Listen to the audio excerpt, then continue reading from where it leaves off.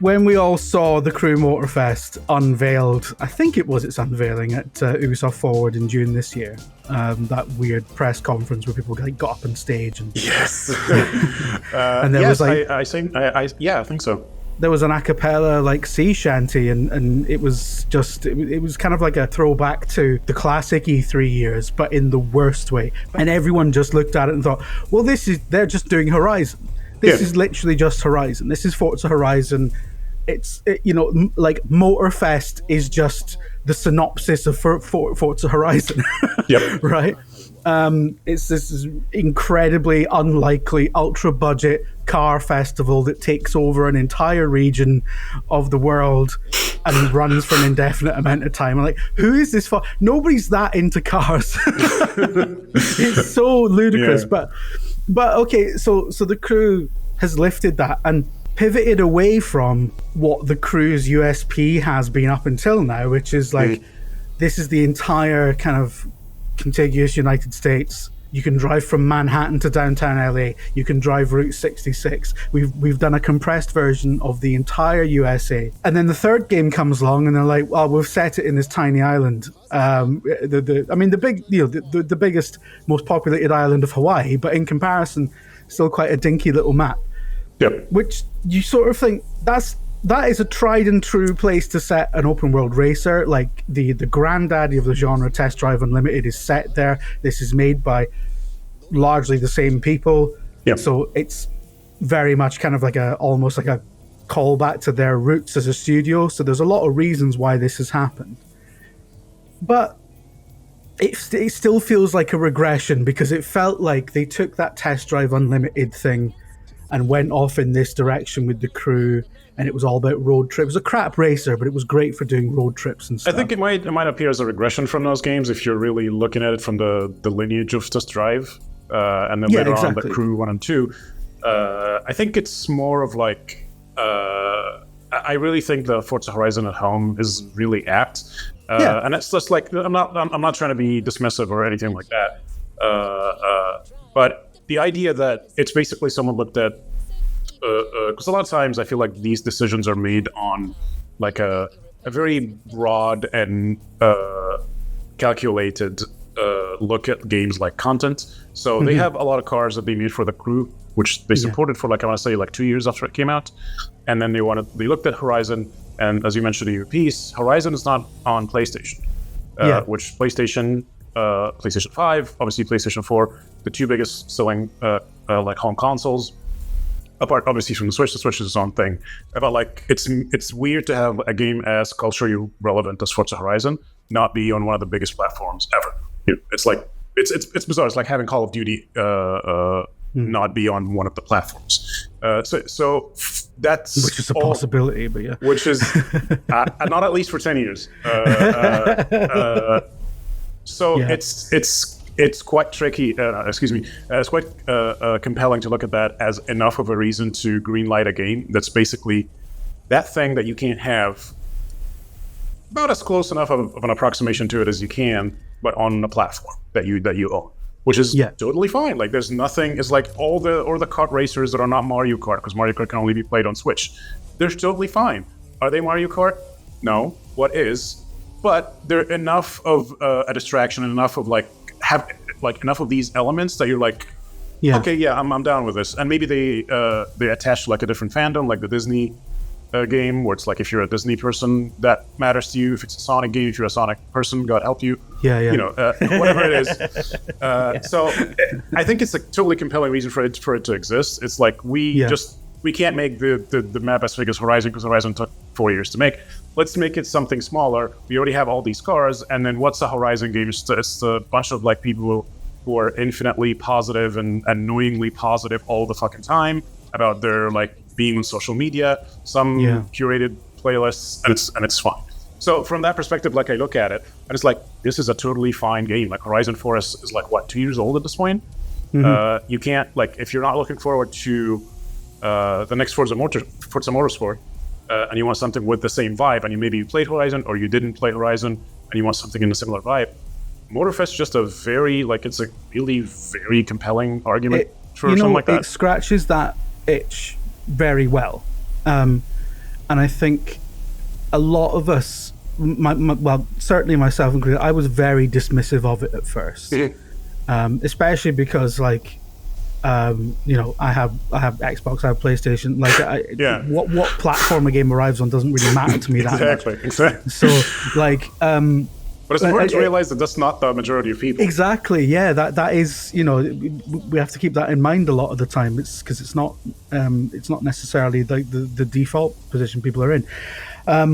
So yeah, looking at it from that perspective, I think, like, you know, Forza Horizon, as you say, it's one of the Xbox exclusives that has actually cut through. Everyone knows what it is, and let's be clear, it's great. Like, I love Forza Horizon. I love driving games, and it's a particularly good one. You know, if you feel like, you know, it's one of the few things that Xbox has that you don't, you're like, oh, I'm not going to buy an Xbox just to throw a Lambo around a few corners. But Ubisoft have now hooked you up, because this is, while it is mechanically different from a Forza Horizon game, the driving's, because I made this point in the written piece that this goes with, that Forza Horizon is tied to Forza Motorsport under the same branding. So it does have a little bit of a link to the idea that, okay, this is driving simulator. So there is like a little bit of lip service to like cars behaving like they actually might behave in the real world. Yeah. Like, but the Crew Motorfest doesn't really have that. Literally everything you get in, apart from F1 cars, literally everything you get in is fitted with like a nitro boost. It's just how you play the game. Like, how you play this game is you fire into a corner and then you boost out of it, and that's what you have to learn to win every race, and then you do, because it's not even as hardcore as Forza Horizon is, which isn't particularly hardcore, but it's not even as hardcore as Forza Horizon is in terms of, like, Forza Horizon's really difficult sometimes. Like, it's often really hard to I would say that mostly that's about their cheating AI at higher difficulties, which is a whole problem if you keep up with the Forza Horizon community. From time to time I check out on it, and so they're always complaining about like how just ultra bullshit the AI is at higher difficulties. So it's just not even worth it. I'm glad I'm not the only one, but yeah. But like, I think it's actually, like, that's a really good point, because the Crew Motorfest doesn't have the lineage of Forza to worry about. No, so not they at can all. Be like, oh, you have your Lamborghini that you do throw around this exotic place. We can do that as well, except we have nitros, and the car is not super grippy because we don't care. Like, it's not like, and they can do that. And another thing that I saw in Motorfest that I was super surprised by is that they have these.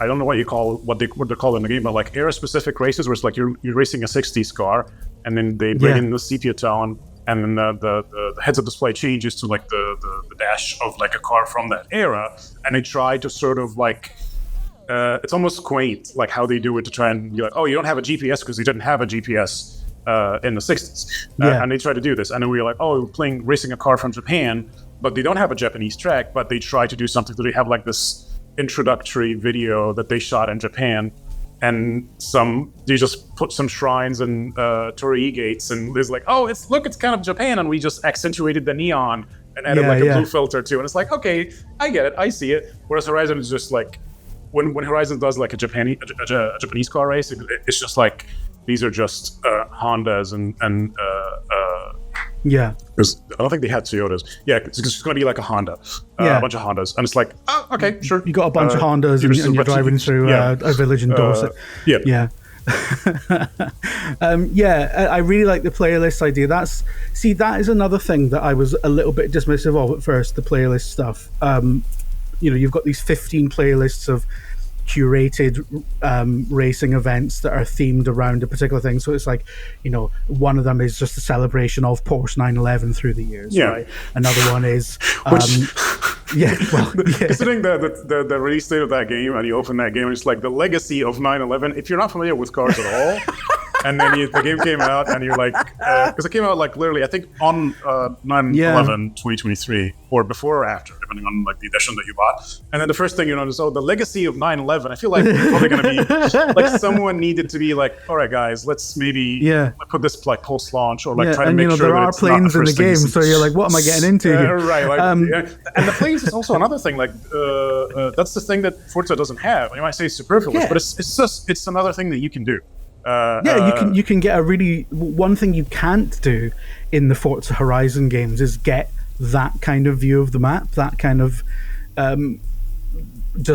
it's got a little kind of bit of what Flight Simulator has going for it. You get to see the whole thing and actually appreciating like sort of the scene from that distance. And also motorbikes, which is another thing that's inexplicably missing from Forza games for like ever. I don't understand why. I mean, it's in Burnout Paradise. They put them in it. Like, it's surely not that difficult. I mean, so there's like a variety. Does it still have boats? Because I know the 2 had boats. Yeah, it's got boats. Yeah. Okay, it's like the sort of thing like if you played that Lego game that came out recently, where like when you change terrain, the car changes. So it's like, okay, I'm done flying now. I'm just gonna switch into a car, and then the car just plummets to the ground, and then now you're driving. I was like, oh, I'm now into the woods. This rugged, muddy area. I'm gonna switch to an off-roader, and it's like, oh, I'm just gonna jump into the sea, but your car is not gonna just explode. No, you just turn into a boat. And there's something to say. That's an interesting idea. Like it's really cool. It's daft, and it's like it doesn't have any. Unlike Forza, it doesn't even attempt to pay any lip service to realism at all, which I think that is how it differentiates itself from Forza Horizon. Like on a superficial level, it's adjacent, it's similar. As we say, it scratches that kind of itch, but it is very much its own thing. And what I do want to say as well, there's a lot of people who know that Ivory Tower came from the Eden Games, the people who made Test Drive Unlimited, and the Crew is essentially a follow-up to Test Drive Unlimited, and now we're kind of going full circle back to Hawaii and everything.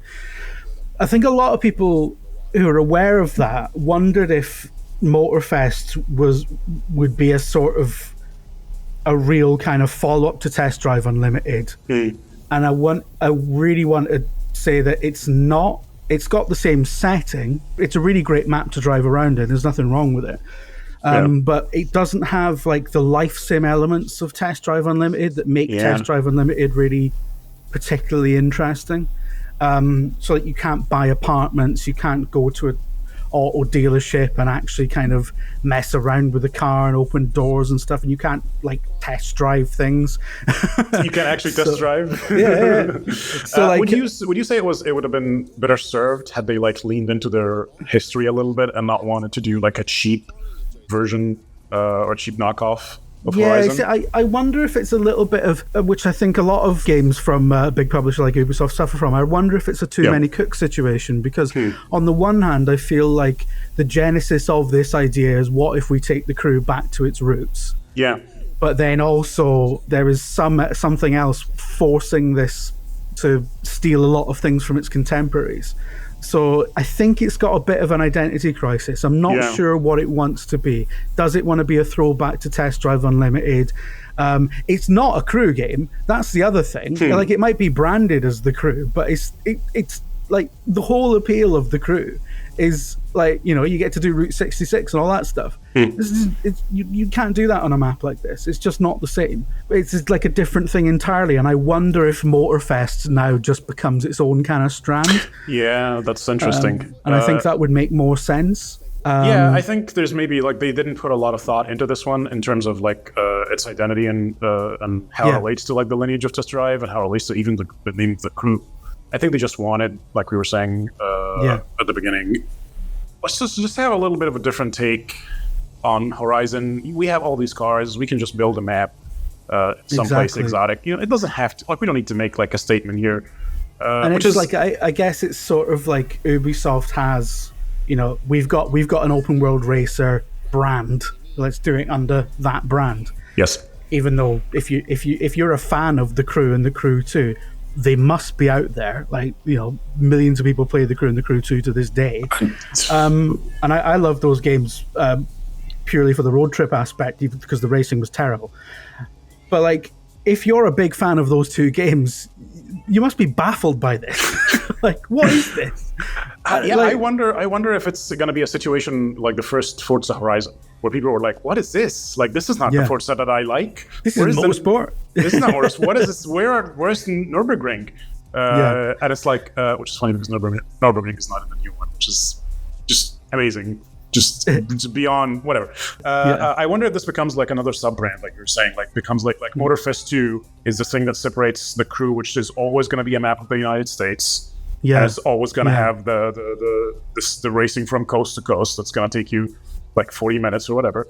But then we're going to set it on like a smaller island and maybe get loose a little bit with some of the stuff and call it Motorfest. Like, I wonder if this is their plan down the line. I kind of hope so. I would like Motorfest to spin off into its own thing, because you know, the upshot of all this is, despite its identity crisis, despite like the idea that it's kind of like a lesser version of Forza Horizon in a lot of ways, I really like it. I think it's great. And that playlists idea, I feel like a lot of the time Forza Horizon just kind of peters out a little bit and leaves you feeling like, I don't know, what else do I do now? Like, so those playlists always like give you something, like a bunch of threads to pull on. I never find myself when I'm playing Motorfest like I'm struggling for anything to do. I love how, as you talked about, how they kind of change up the look and feel of the game when you're playing them. They do a lot of really clever stuff with the HUD, etc. There's a lot of ideas in Motorfest that haven't been taken from anything else, that are its own ideas, and it's all the better for it. So somehow, against all the odds, it's actually come out the other end, and it's really good and actually worth playing on its own. I do think this is inevitably going to like be like 20 quid in the sales at some point, right? And I genuinely think it's like, at 60, 70 quid, not worth jumping into it just for like the Hawaii scenic tour or whatever. But like, once it starts hitting the sales, I think it's going to be so worth it just to do it and just do all the playlists and then put it away. Yeah, I think they had a good idea about like having a trial, but it was only very limited. I think it was like available for like 5 days this month. I would like, because it's one of those games that like a lot of people, like we did, will initially dismiss it because it's like, oh, you're just doing the Horizon thing, okay. Yeah. But I feel like if they get their hands on it, like the racing is better. Because I played that trial, the racing is better, and there are enough differences between this and Horizon if you're just a Horizon fan that make this compelling on its own. And if not, and you had a PlayStation you never played because you don't have an Xbox or you don't have like a gaming PC, you want something in the neighborhood. I feel like they should have like another like trial that's available indefinitely, 100%, and just let you play like for 5. I think that trial was like 7 hours, 6 hours. If they just do like another 5 hours where you're like, hey, I'm gonna check the playlist, I'm gonna run around the open world, and if you buy it, the game just unlocks. Because Ubisoft like does this a lot with their games. Like I think they did with Ghost Recon. They do. There are a lot of like free play days and stuff. Yeah, where it's like you download the full game. And then you just limit it to a certain number of hours. You have to be connected, obviously, because they don't want you to steal the game or whatever to play for free. But like, it's one of those things. I will say, if you have a capable PC, it's available on like Ubisoft's like higher tier of like Ubisoft Plus, which is admittedly very expensive, but it's like $15 or €50. But it's a good way to get into a game that you're not super clear on, and then you can get it later, especially on PC where the market is much more mature and you can find deals everywhere, whereas the consoles you're limited to what the store is offering you. So I would say, like, especially with like Assassin's Creed coming up, if you're like, hey, I want to check out what Ubisoft's doing, like £15 or $15 for just, for a month, and then you check out like that game. Maybe you finish it, maybe you don't, maybe you're like, oh, this is garbage, I don't care. I feel like it's a fair, and I know I've done that in the past. Same. With Ubisoft games, and I've done it with EA because EA has an equivalent as well. I've done it with EA games for games that I'm like, I'm not gonna play this for just a little bit and then not touch it again. So I think they should definitely do a free trial for that game. This is definitely one that it's much better if you sink a few hours into it, and and I think a lot of people will click with it who weren't expecting to. So that's certainly what happened with me. Yeah. I think Motorfest is one of the biggest surprises of the year. Wow. I genuinely Bold do. claim. Okay. Yeah, I think it's great, and I don't think it's mid. I think it's like it's got some really good ideas. It's like the team behind it don't really have anything to prove, I guess, but I feel like the racing is so much better than what we've seen in the Crew. Because, like I say, those games are kind of great for the road trip aspect, great for the driving aspect, not so great for the actual racing. The AI is absolute bullshit, exactly like Horizon.